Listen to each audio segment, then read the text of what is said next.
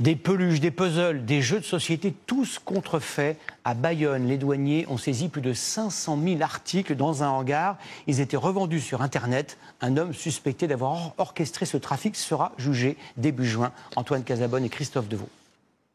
Dans ces cartons, des centaines de jouets, des jeux de société, des cartes en provenance de Chine. Stockés dans ces rayons semblables à ceux des supermarchés, ces articles de contrefaçon étaient stockés ici, dans ce hangar, au domicile d'un habitant de cette petite commune du Pays Basque.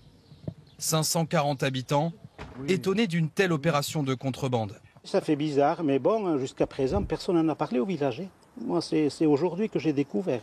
On n'a pas vu spécialement de convoyage, on va dire. C'est vrai que c'est relativement calme, tout le monde se connaît ici, donc on a été les premiers surpris, oui, quand on a appris ça.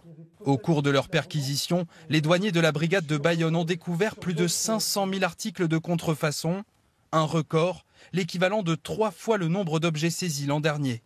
L'homme revendait ses jouets sur le marché de l'occasion par le biais d'annonces soigneusement rédigées sur des sites de commerce en ligne. Et on a ici 9 avec étiquette.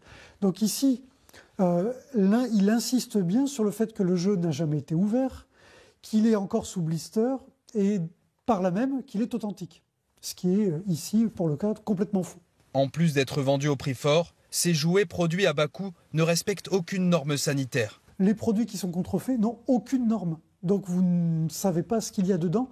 Ce sont les produits qui sont les plus nocifs en fait. Des laboratoires les testent régulièrement et constatent bien souvent des risques d'étouffement ou d'intoxication pour les enfants. L'individu mis en cause risque 3 ans d'emprisonnement et 300 000 € d'amende.